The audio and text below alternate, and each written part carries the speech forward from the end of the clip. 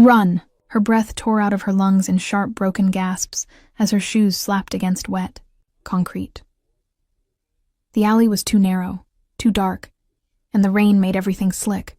Walls, ground, her palms as she nearly slipped. Behind her, footsteps. Too close. "Hey!" a man barked. "Don't make this harder than it has to be." She didn't turn around. Turning around meant slowing down. Slowing down meant hands on her again. Her heart slammed against her ribs like it was trying to escape first. The alley ended in a dead wall. No. She skidded to a stop, spinning just as the man lunged forward. He was bigger than she expected, breathless, eyes bright with something ugly. A grin tugged at his mouth as if he'd already won. "Cornered," he said, raising his hand. Metal caught the dim light. A knife. Her stomach dropped so fast it made her dizzy. "Please," she whispered before she could stop herself. "I don't have anything, I swear." He laughed. A short, humorless sound. "You got what I want." He stepped closer. Her back hit the brick wall. Cold, unforgiving. The rain dripped down her hair and into her eyes, blurring her vision. She could smell him now. Cheap cologne. Sweat. Confidence. The knife lifted. She closed her eyes. Then, a sound cut through the rain. Not a shout. Not a warning. A crack, sharp, final, like bone-meeting concrete. Her eyes flew open. The thug's grin vanished as his body jerked sideways. He staggered, confused.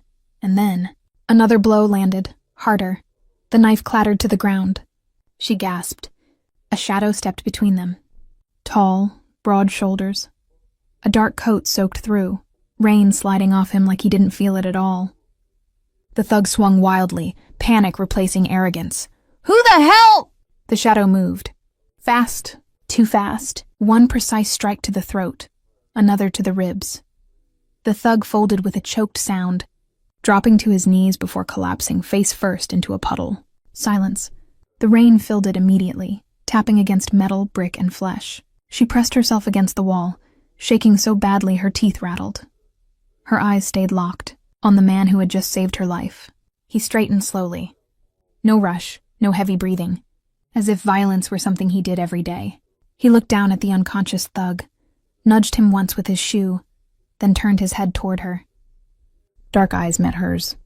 They weren't wild. They weren't angry. They were calm, assessing. Her breath hitched. "Are you hurt?" he asked. His voice was low, controlled. American accent, clean, educated. It didn't match the brutality she had just witnessed. She tried to speak. Nothing came out. He took one step closer. She flinched. He noticed. That scared her more than the knife. "I'm not going to touch you," he said evenly, "unless you ask."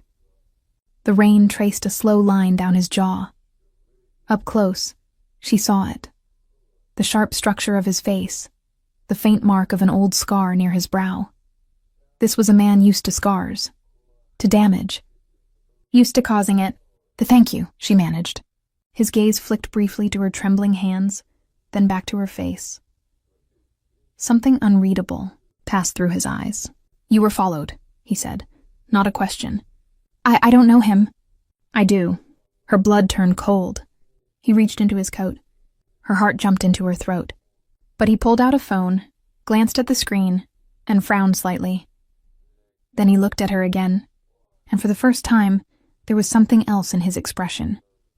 Interest. Possession. "Get in the car," he said quietly.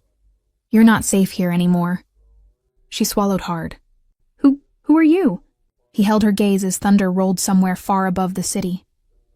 And then he answered, but before she could process the words, the unconscious thug let out a low, terrified whimper, as if even in the dark he knew exactly who had just stopped him. The car door opened without a sound. She stared at the black interior like it was the mouth of something alive. Leather seats, low, lights, no logos, no plates she could see from here. "I didn't say I'd go with you," she said, though her voice betrayed her. Thin, unsteady. The man didn't move to force her. That was worse. "You don't have to," he replied calmly. "But if you stay, someone else will come. And they won't be as sloppy as him. He nodded once toward the unconscious thug. Her stomach twisted. Rain soaked through her jacket. Her fingers were numb. Every instinct screamed at her not to. Get into that car. Yet the alley behind her felt like a grave already dug. She took one slow step forward, then another. The door closed behind her with a soft final click. Warmth wrapped around her instantly. The car smelled faintly of leather, and something darker. Wood, spice, control. The man slid into the opposite seat, close enough that she felt his presence without him touching her. The car moved. No sudden acceleration, no screeching tires, just smooth inevitability. She wrapped her arms around herself. Her heart still hadn't slowed. "What's your name?" she asked. He looked straight ahead. "You don't need it yet." Her throat tightened. "I think I do." A pause. Then, "People use names to feel familiar. Familiar makes them careless." She didn't like how reasonable that sounded. Streetlights flashed across his face as the city slid by. Every line of him spoke of discipline. Shoulders squared, hands relaxed but ready. A man who never wasted movement. "You knew that guy," she said. "Yes. Why?" "He works for someone who thought threatening you would be efficient." Her breath caught. "Threatening me for what?" This time he turned his head and looked at her fully. And something in his gaze shifted. "You," he said. Her pulse spiked. "That doesn't make sense." "It will." She shook her head. "I don't have money. I don't have connections. I don't have—" "You have access," he interrupted. No anger, just certainty. The car slowed as they approached a gate, tall, iron, guarded. It opened without hesitation. Her chest tightened. "Where are you taking me?" "Somewhere safe." "That's not an answer. It's the only one you get right now." The car pulled into a private drive lined with trees and lights set low to the ground. A mansion. Rose ahead, dark, massive, watching. Her hands curled into fists. "I want to leave." He studied her for a long moment. "You can," he said. "But understand this. Once you walk out that door again, I won't be there to stop what happens next." The car stopped. Silence pressed in. She looked at the mansion, at the guards, at the calm man beside her who had shattered a threat like it meant nothing. "Why help me?" she whispered. Another pause. Then quietly, "Because you were afraid, and you didn't deserve that." Something in her chest cracked. He opened the door and stepped out first, offering her space, not a hand. She followed. Inside, the mansion was warm, quiet, controlled. No chaos, no raised voices, just power, humming beneath the surface. A woman approached, professional, respectful. "Sir?" "Get her dry clothes, food, and tea." Tea. The normality of it nearly made her cry. As the woman led her away, she glanced back. He was watching her, not like prey, like a problem he intended to solve. She was halfway up the stairs when she heard him speak again, low, deliberate. "From this moment on," he said, "no one touches you without my permission." Her steps faltered. Slowly she turned. His eyes held hers across the distance. "And I don't give permission easily." The room they gave her was too perfect. Soft lighting, clean sheets, a fireplace already lit, crackling gently like it had been waiting for her. Fresh clothes folded neatly on the bed, her size, exactly her size. That detail unsettled her most of all. She stood in the center of the room, arms wrapped around herself, listening to the quiet. No traffic, no shouting, just the low hum of a house that never slept, because it never had to. Someone knocked once. She flinched. "Yes?" The woman from downstairs entered, calm and polite. "Dinner will be ready when you are. Take your time." The door closed again. "Locked?" She tested the handle. "No, unlocked." That should have made her feel better. It didn't. She showered fast, like the walls might be listening. The hot water steadied her shaking, but it couldn't wash away the memory of the alley, or the man's eyes when he said she was under his protection. When she changed, the clothes fit perfectly, comfortable, soft, like she belonged here. She hated that thought. Downstairs, The dining room was massive and intimate at the same time. One long table. One place set. Just one. He was already there, jacket gone, sleeves rolled to reveal strong forearms marked with faint scars. Not decorative, functional. Sit, he said, standing as she approached. Not a command, an expectation. She sat. The food smelled incredible, but her stomach was tight. You haven't told me the rules, she said. A corner of his mouth twitched. Most people don't ask. I'm not most people. No, he agreed. You're not. He poured her tea himself. No servants, no audience. Rule 1, he said calmly, sliding the cup toward her. You don't leave this house without me or someone I assign. Her fingers tightened around the porcelain. Rule 2, you don't answer unknown calls. You don't open doors. You don't post your location. She swallowed. And if I break a rule? His gaze lifted to hers. Then I can't protect you. The words were quiet. Absolute. She took a sip of tea to hide her shaking. How long? As long as necessary. For what? For them to stop wanting you. Her pulse raced. Who is they? He leaned back slightly. People who don't like loose ends. A chill crept down her spine.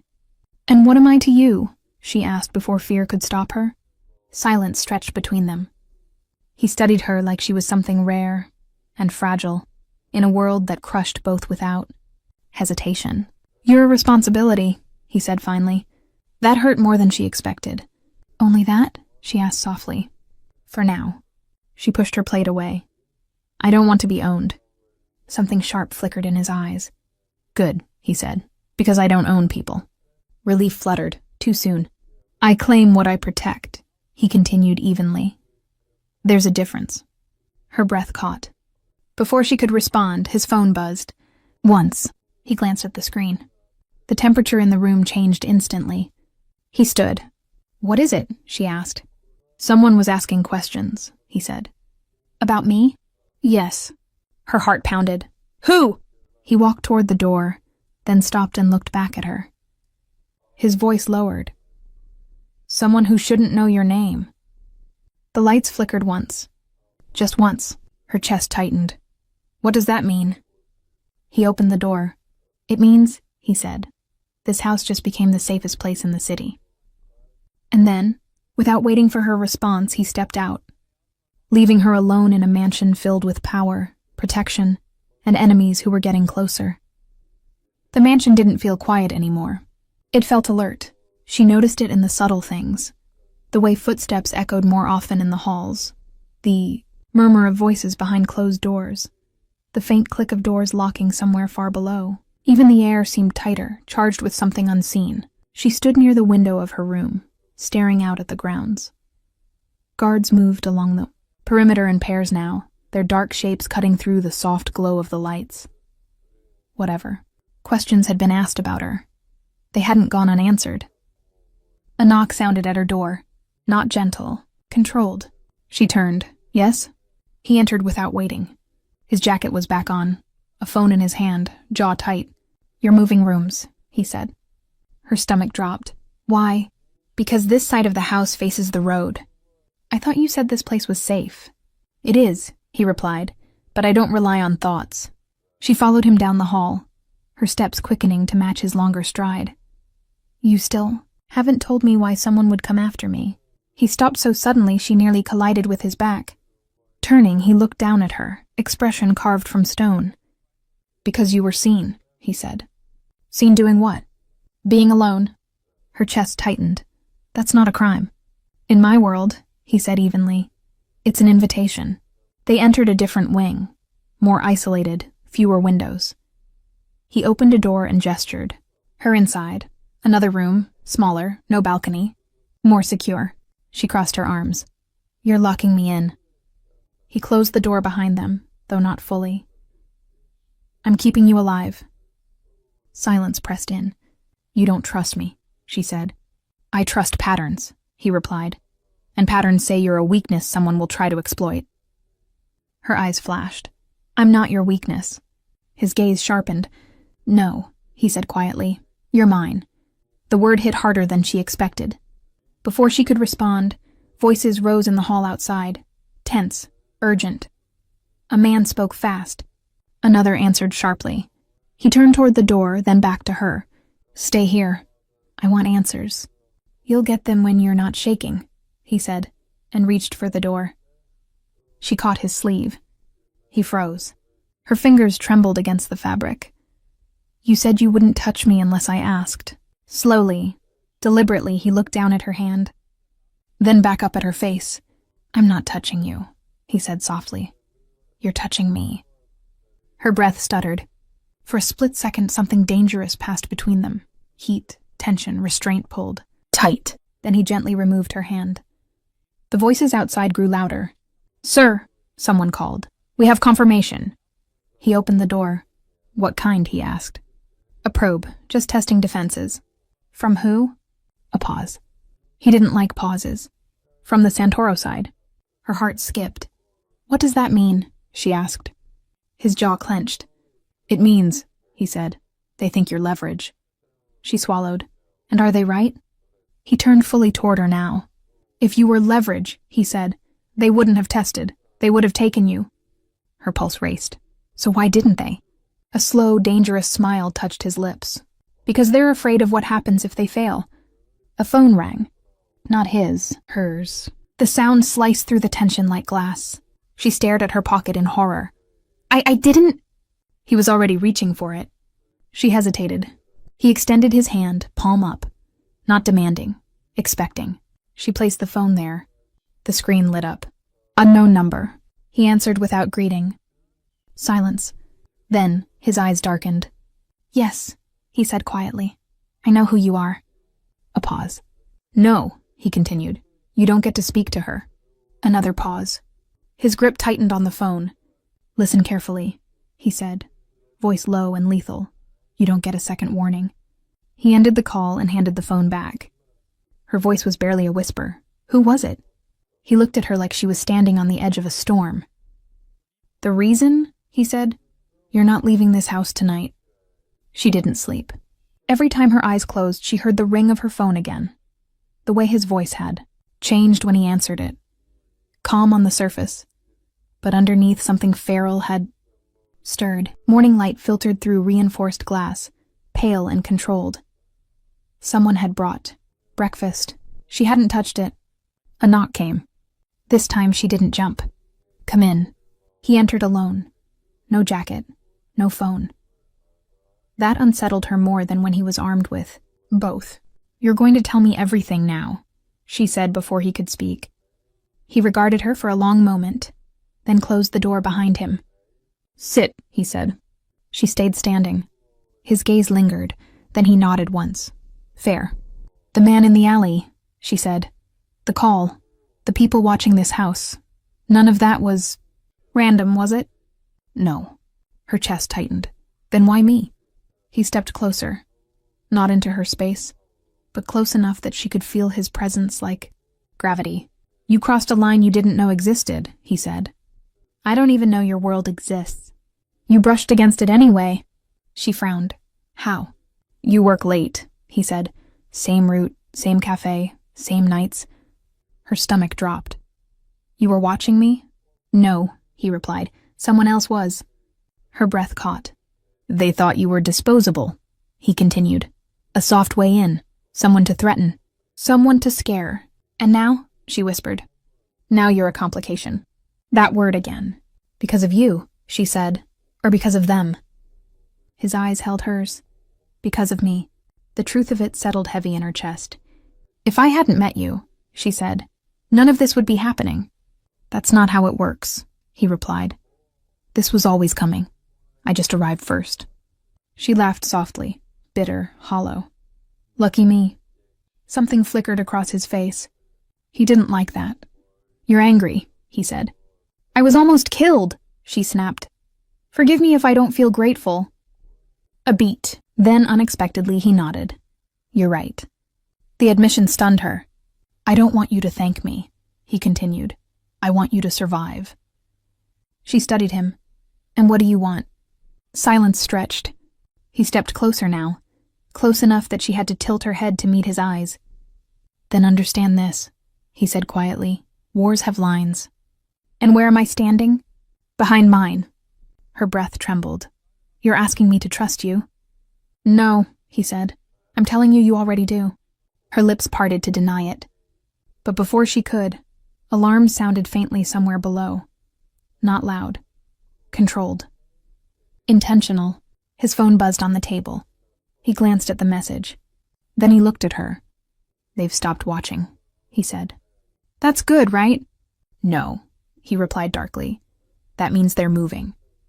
The alarm stopped as abruptly as they'd begun.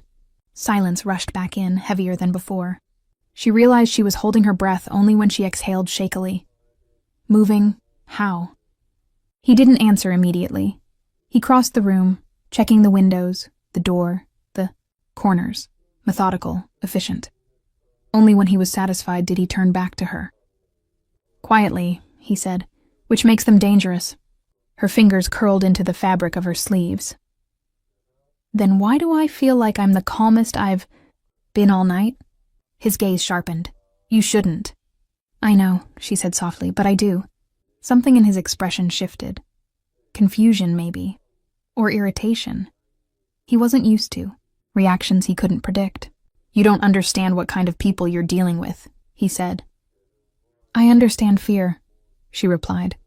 I've been living in it since last night. She moved toward the table, poured herself water with hands that still trembled, and then, without thinking, poured him a glass too. She held it out. He stared at it like it might explode. You don't have to, he said. I know. Still, she kept her hand extended. After a long moment, he took the glass. Their fingers brushed. The contact was brief, but charged. She felt it. So did he. He pulled his hand back first. You should be afraid of me, he said quietly. She met his eyes. I am. That surprised him. Then why are you standing here? He asked. Because, she said after a beat, you're the only reason I'm still alive. The words landed harder than shouting ever could. He looked away. That was new. You shouldn't say things like that, he muttered. Why? Then honestly, control. Her pulse jumped. Over me? Over the situation, he corrected. You're in the middle whether you like it or not. And if I don't like it? His jaw tightened. Then I still won't let them take you. She swallowed. Even if it costs you? His answer came without hesitation. Yes. The certainty in his voice stole her breath. A soft knock interrupted them. He turned slightly. What is it? A voice from the other side. We confirmed the source of the leak. Her stomach clenched. Who? He asked. Internal. The room went cold. He closed his eyes briefly, just a fraction of a second. But when they opened again, they were ruthless. Find out who, he said, quietly. Yes, sir. The footsteps retreated. She hugged her arms. Someone close to you sold me out. Yes. And you're still keeping me here? His gaze softened, just a degree. Especially because of that. She shook her head. This isn't protection anymore, it's a war. Because people who depend on me, he said, voice low, don't get happy endings. She swallowed. I didn't say I depended on you. He looked back at her sharply. I said, she continued, I trust you. The room went still. Trust was currency in his world. Rare, dangerous, usually paid for in blood. You shouldn't, he said. But I do, she repeated. He stepped closer. Not intentionally, not aggressively. Just enough that the space between them disappeared. Her heart pounded, but she didn't step back. That restraint, hers, cut deeper than fear. You're too calm, he said. People don't act like this when they're trapped. Maybe I don't feel trapped, she whispered. His jaw tightened. You are, he said. You just don't know it yet. Then why haven't you locked the door? He glanced at it. Unlocked. His silence was answer enough. A guard's voice crackled faintly through an earpiece. He listened, nodded once. Perimeter clear, the voice said. For now. He exhaled slowly. She watched him then. Really watched him. Not the violence. Not the power. The weight. The responsibility. The exhaustion hidden beneath control. You don't sleep much, she said. His eyes flicked to her. No. When was the last time? I don't remember. She hesitated, then spoke before she could overthink it. You saved me last night. Yes. You didn't have to. No. Why did you? He studied her, searching for something. Deception, maybe. Manipulation. He found none. Because you looked at me, he said finally, like I wasn't a monster. Her throat tightened. Maybe you're not only one thing. That did it. Something inside him shifted. Slow, dangerous, irreversible. He turned away abruptly. You should rest, he said. I'll have someone sit outside your door. She nodded, then paused. Will it be locked? He didn't look back. No. She walked past him toward the stairs. Halfway up, she stopped. Hey, she said. He turned. Thank you, she said again, for not letting them take me. For a long moment, he said nothing. Then very quietly, that wasn't the hard part. Her heart skipped. What was? His eyes darkened. Letting myself notice, he said, how easy it would be to keep you. They didn't tell her where they were going, only that she was coming. The car moved through the city in daylight this time. Glass tinted, engine whisper quiet. She sat, beside him in the back seat, hands folded in her lap, senses alert. The world outside looked normal. People walking, traffic moving, life continuing. It felt unreal. Why am I here? She asked. To be seen, he replied. Her pulse jumped. Seen by who? By the people who think you're unguarded. The car stopped outside a private restaurant. Discreet, elegant, guarded by men who didn't pretend to be anything else. Inside, conversation softened the moment he entered. Heads turned. Not with curiosity, with recognition, respect, fear.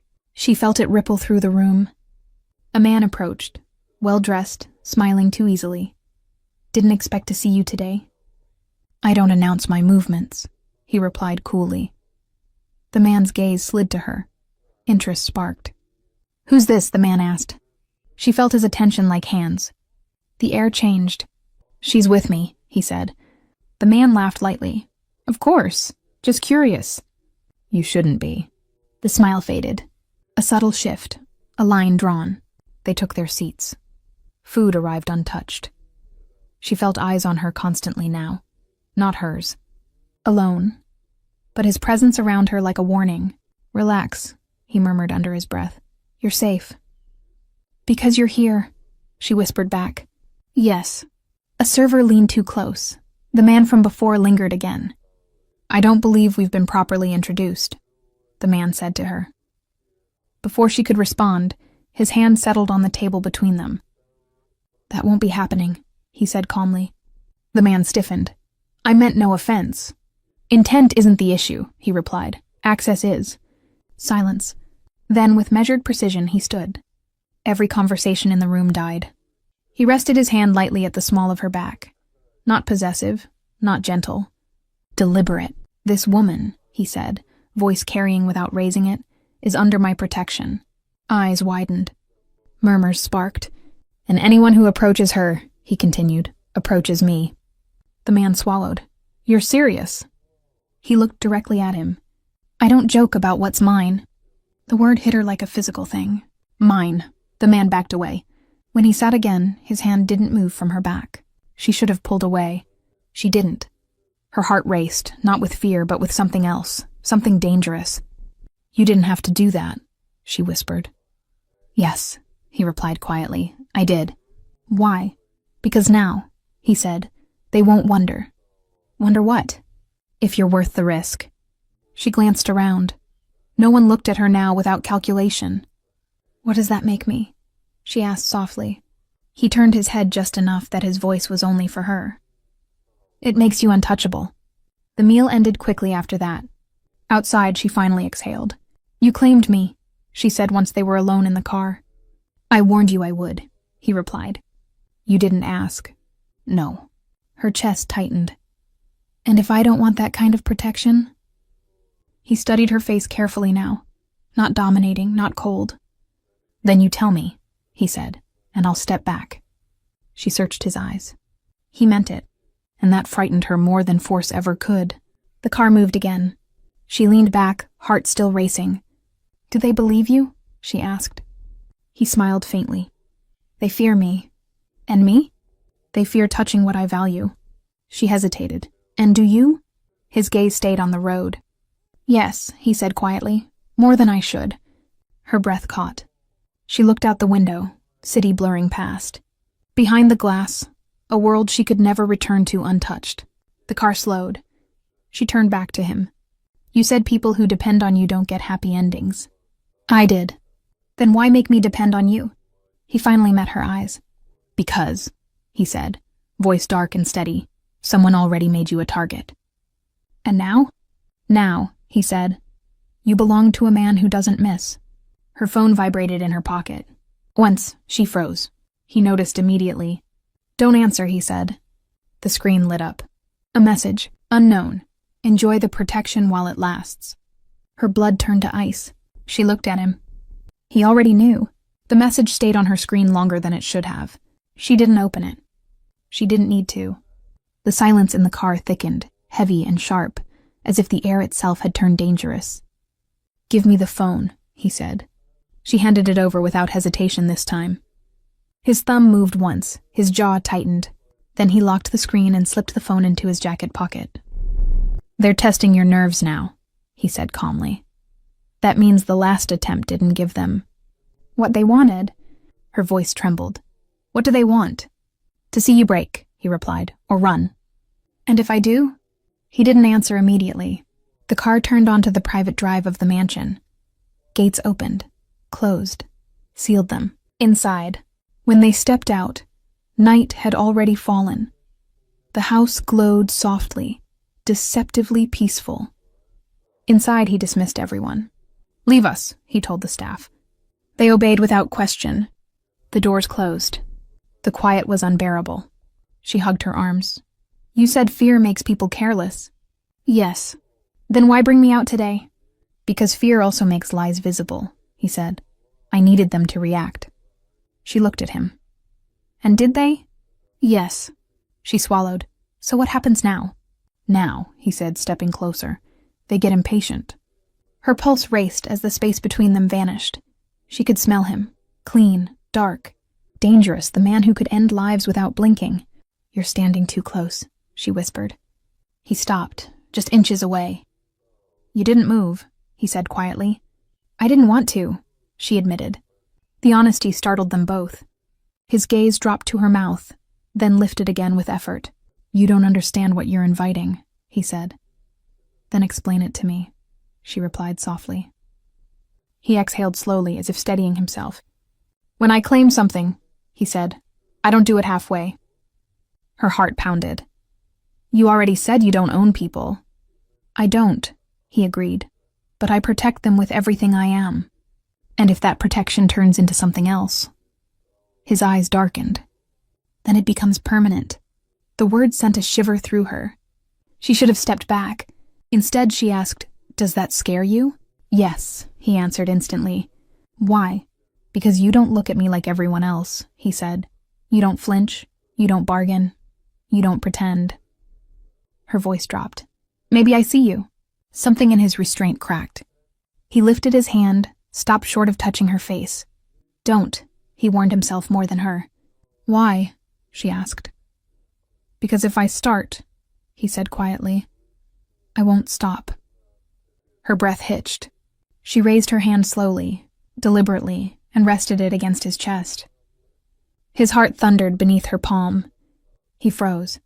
Every instinct in him screamed to pull away, or pull her closer. She whispered, I'm not afraid of you. His voice was hoarse. You should be. But I'm not. A beat. Then he stepped back, abrupt, controlled, violent in its restraint. That ends now, he said.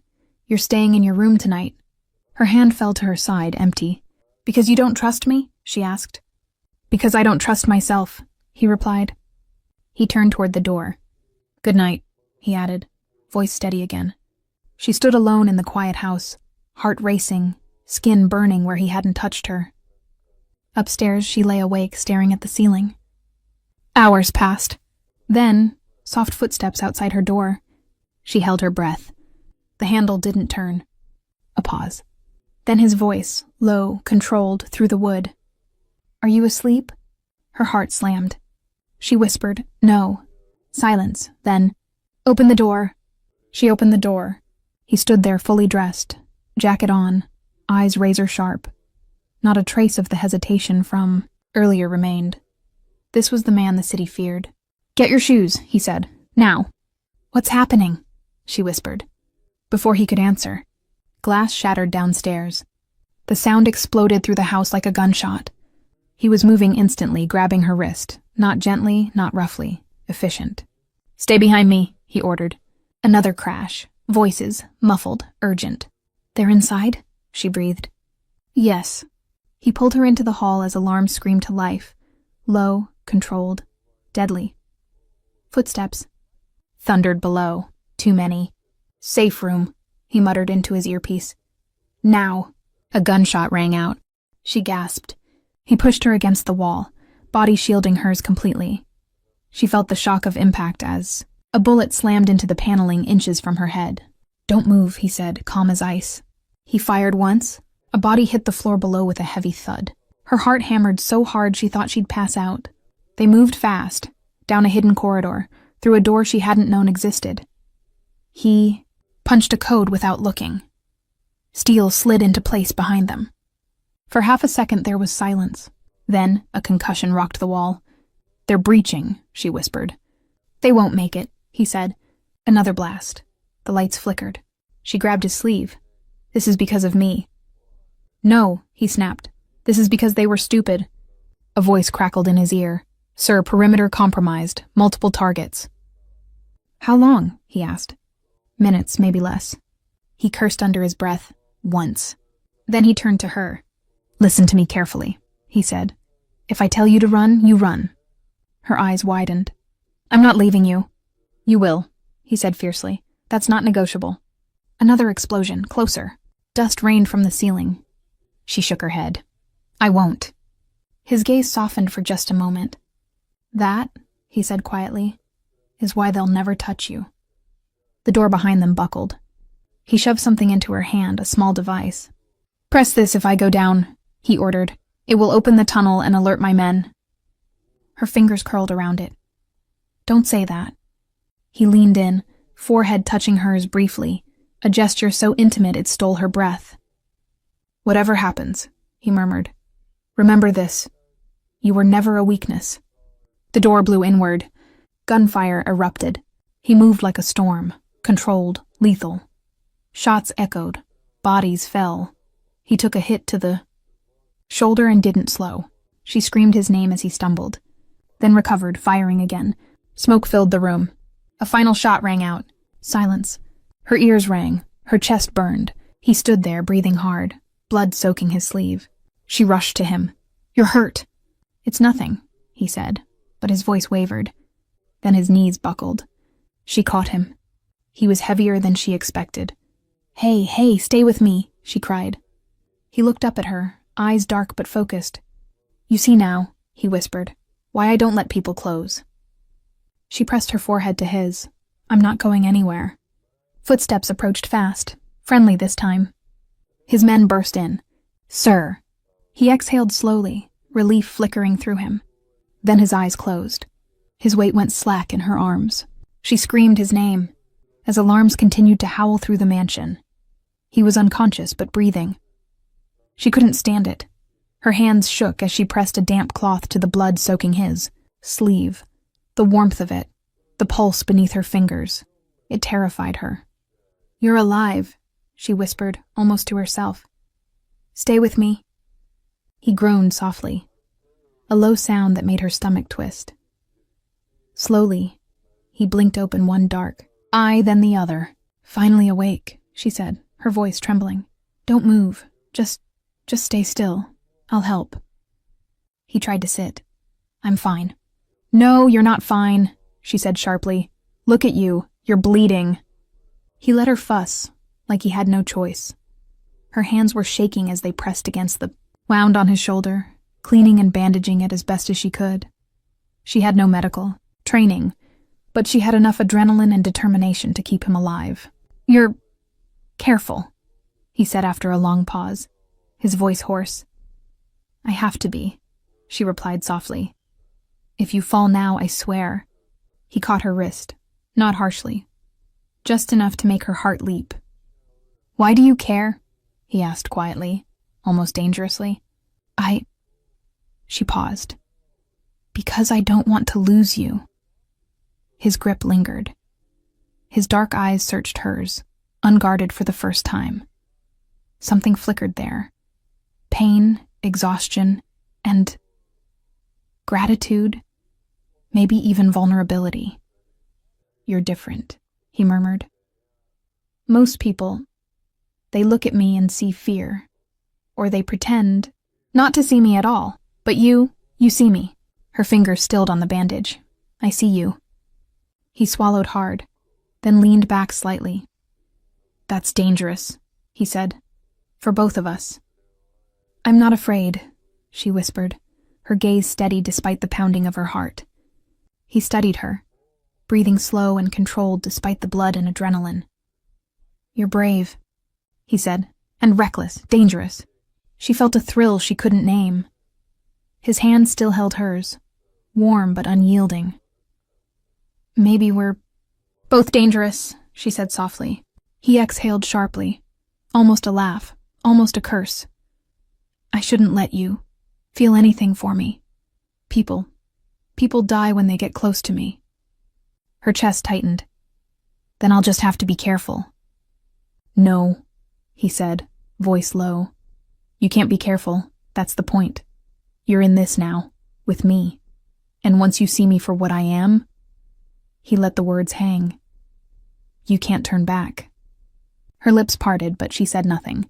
She didn't need to. For the first time, he let his guard drop. Not fully, not yet, but enough that she saw the faint tremor of exhaustion in his shoulders. He trusted her with this sliver of weakness. She adjusted the bandage again, brushing a lock of hair from his face. "Then we'll face it. Together," she whispered.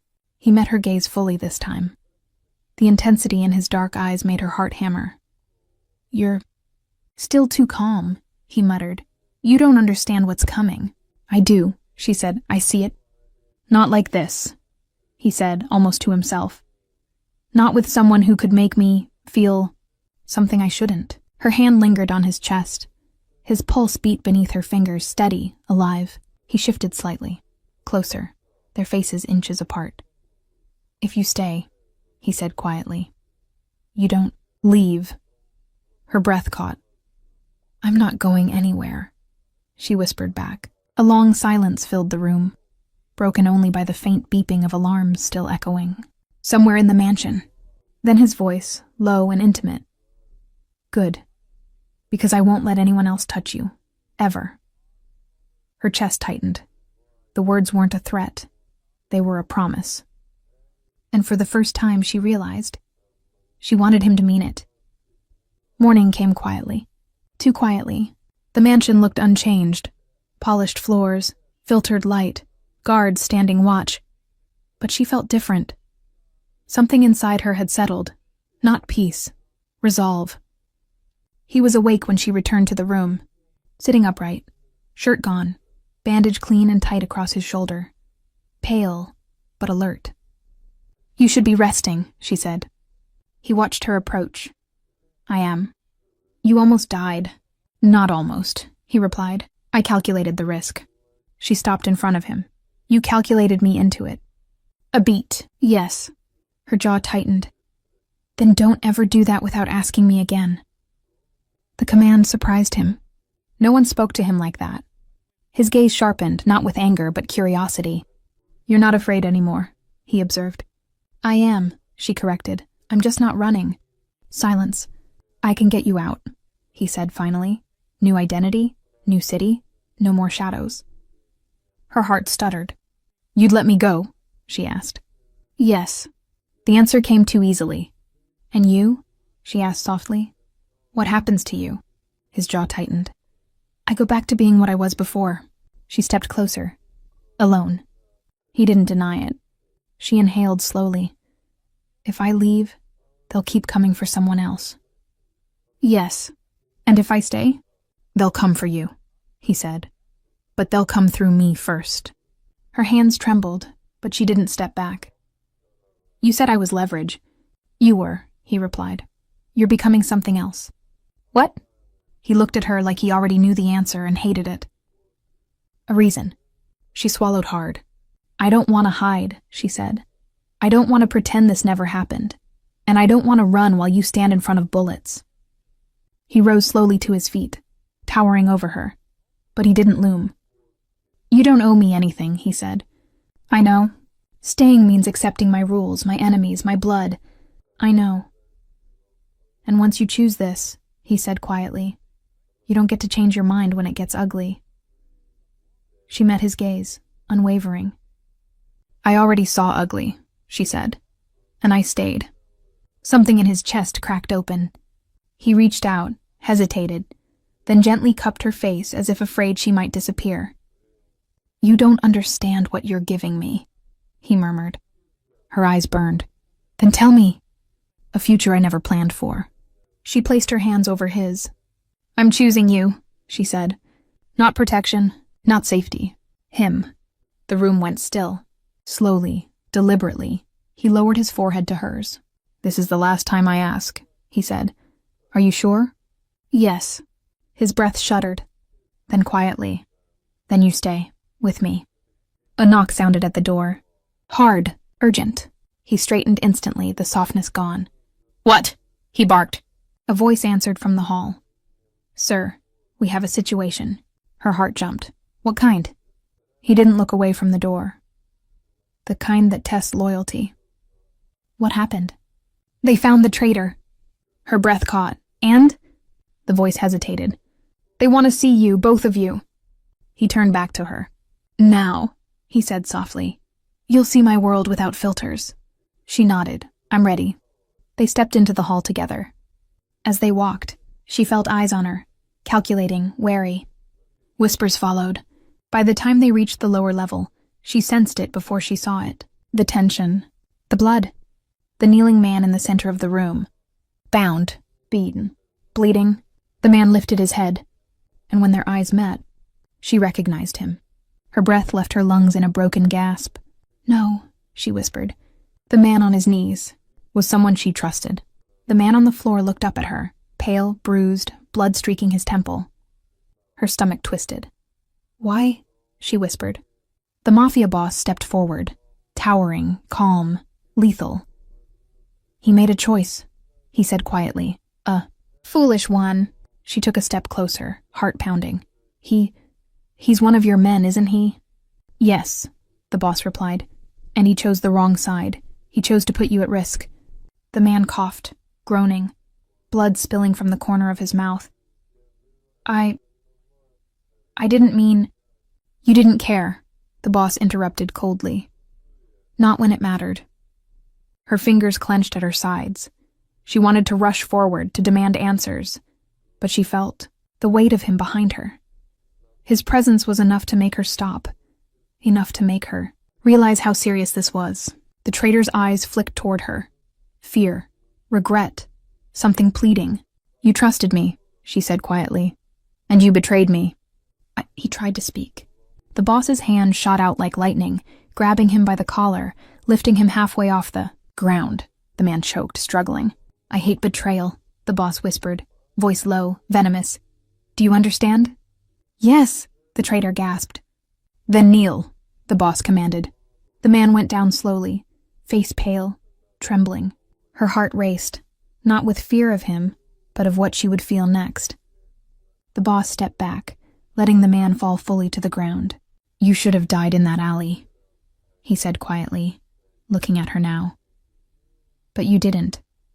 Because I don't let people touch what's mine. Mine? She whispered, barely audible. Yes, he said, voice low and dangerous. You belong to me, and anyone who threatens you pays. The traitor whimpered. Please, I didn't... You should have thought about that before you endangered her. The boss growled. Her breath caught. You're not going to kill him? She asked, voice shaking. He glanced at her. Do you trust me to decide that? Yes, she whispered. His eyes softened, just a fraction. Then watch closely. He approached the traitor again, one hand behind his back, the other resting lightly on the Man's shoulder, not a touch that comforted. Control, authority, power. "You have one chance," he said calmly. "One chance to tell me everything you've done, and why? Then I decide." The traitor swallowed hard. I told them about her movements. I didn't think—" "You didn't think?" The boss's voice was cold enough to freeze her blood. "Do you realize what you've done?" "I didn't mean, I swear—" "Swearing won't save you," the boss interrupted. "Actions, words, truth, that's all that matters." She watched the scene, trembling. Her chest felt tight.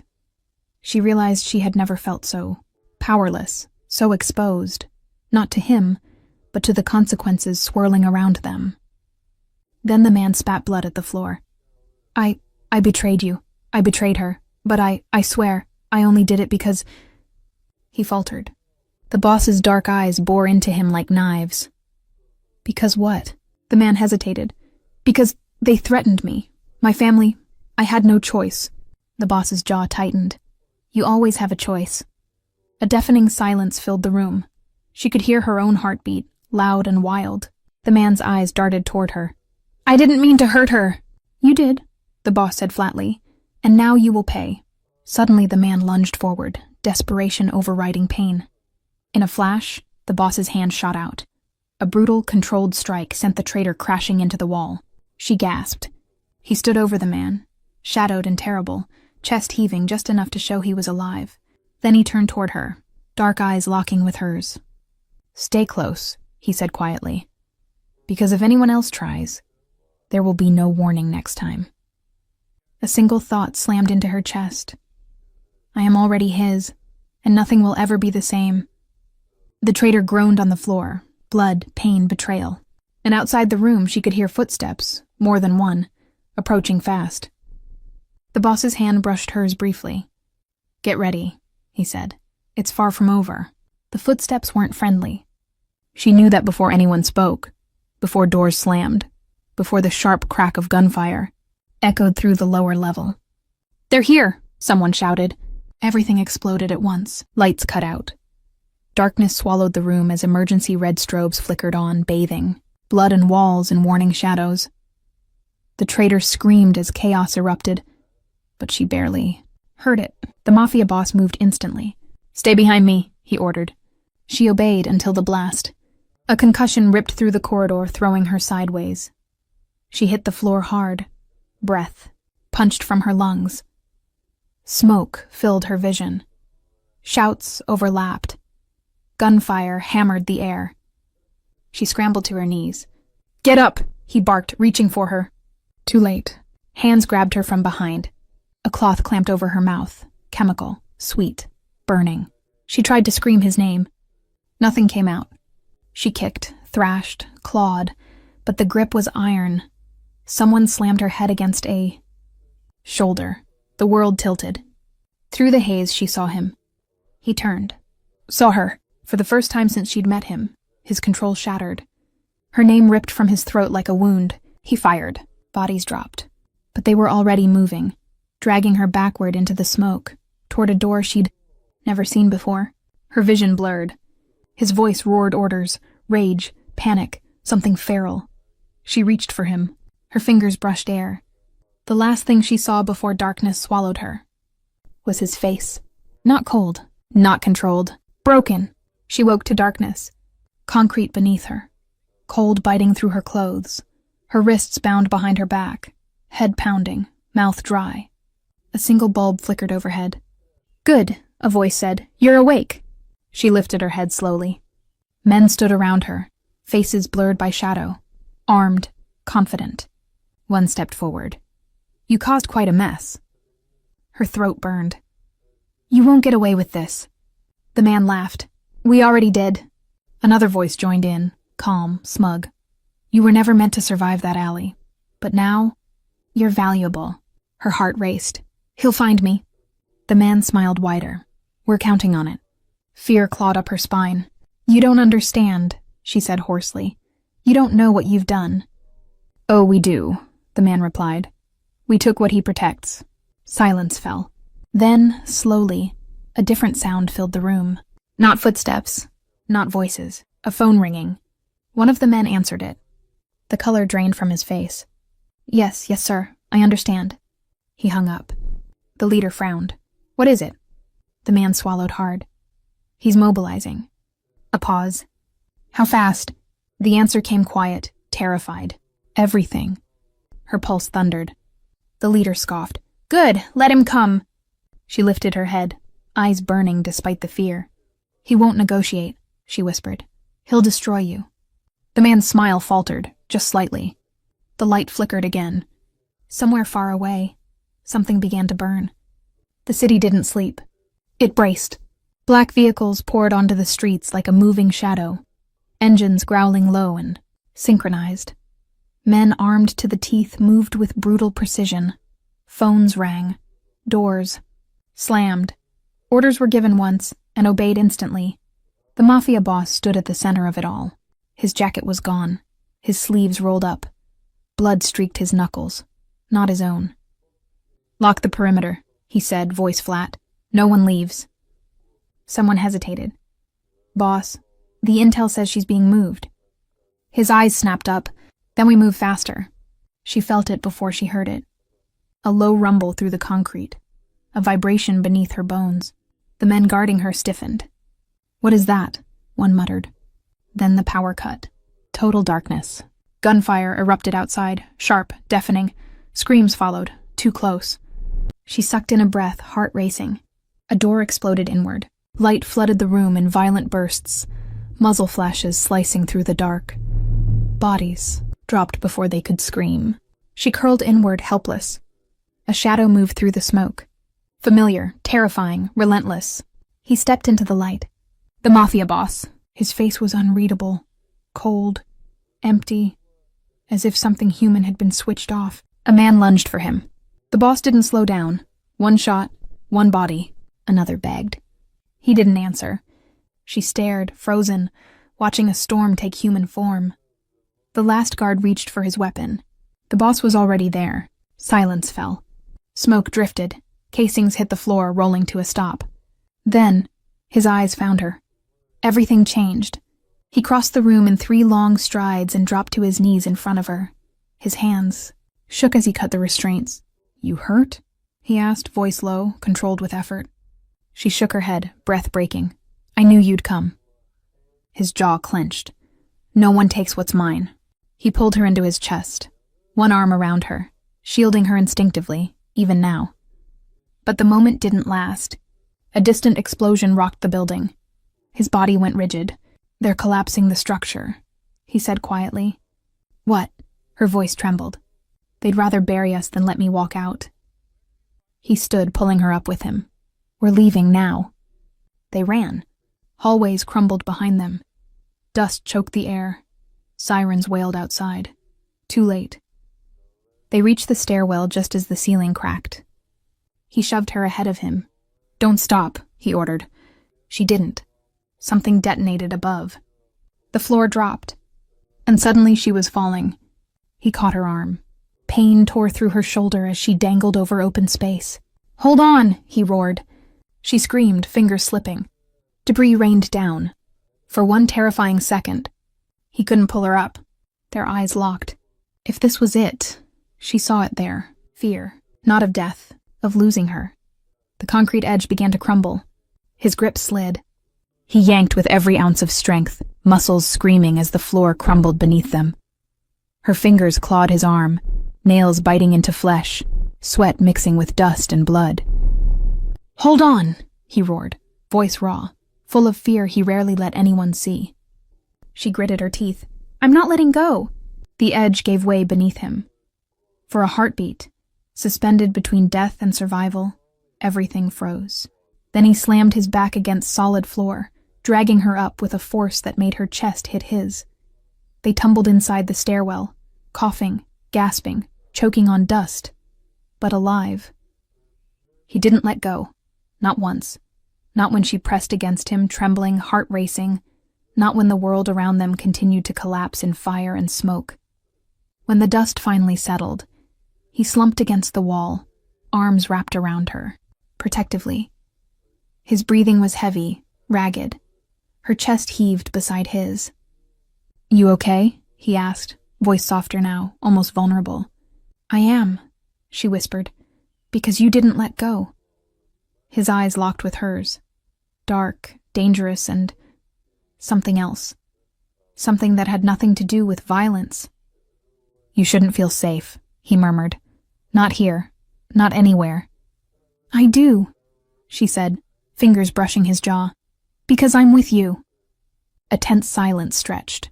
He stared at her, eyes narrowing. Then, impossibly slow, he leaned. Closer. "You know," he said quietly, "I don't make promises I can't keep. But this..." His hand cupped her face. "This I claim. All of it. You, me, everything that comes with you." Her lips parted, heart hammering. "All of it?" "All of it," he confirmed. His thumb traced her cheek, soft and deliberate. "And no one touches what's mine." For the first time, she felt the weight of his truth. The depth of his obsession. Not cruel, not dangerous, but absolute. "I'm not afraid of you," she whispered. "You shouldn't be," he said, voice low, dark. "But they should be." They stepped into the ruins of the mansion.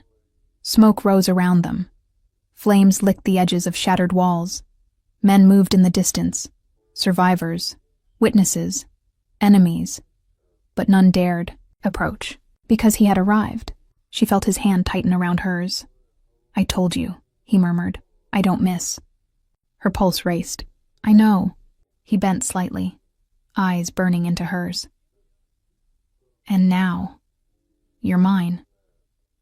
Not because I claimed you out of desire, but because I promised myself I would protect you. Because I've been enchanted by you from the moment I saw you. And I won't let anyone take what belongs to me." Tears pricked her eyes. Not of fear, but of relief, and something deeper. Trust. Love. Understanding. "Then I'm yours," she whispered, finally letting go of the hesitation, the fear, the shadows that had haunted her since that first alley. His lips brushed hers, briefly, almost testing, and then fully. No hesitation, no restraint. Claiming, every heartbeat, every pulse, every breath between them screamed that nothing could undo this. When they pulled apart, he smiled faintly, dark and dangerous. "Forever," he said simply. She nodded, fingers intertwined with his. "Forever." Around them, chaos raged. Outside, enemies plotted, shadows lingered. But inside this ruined, burning mansion, two hearts stood defiant, unbroken, unyielding, claimed. And in that moment, the brutal mafia boss, the thief, the protector, the monster, was tamed by her. Not by fear, not by force, but by the power of her presence, her trust, her fearless heart. He held her close, whispering into her hair, voice low, lethal, tender. "You'll never be anyone else's, only mine." She pressed against him. "And I'll never want to be." Smoke, fire, ruin, and blood surrounded them, but they were alive, together, untouchable, claimed. And that's where our story ends, for now. But the danger, the passion, and the secrets of this world don't stop here. If you felt every heartbeat, every whisper, every moment of tension, imagine what's waiting in the next chapter. Subscribe now and join us, so you'll never miss a story that will grip you, haunt you, and keep you coming back for more. Every click brings you closer to love, danger, and the thrill you can't escape, only here. Don't wait.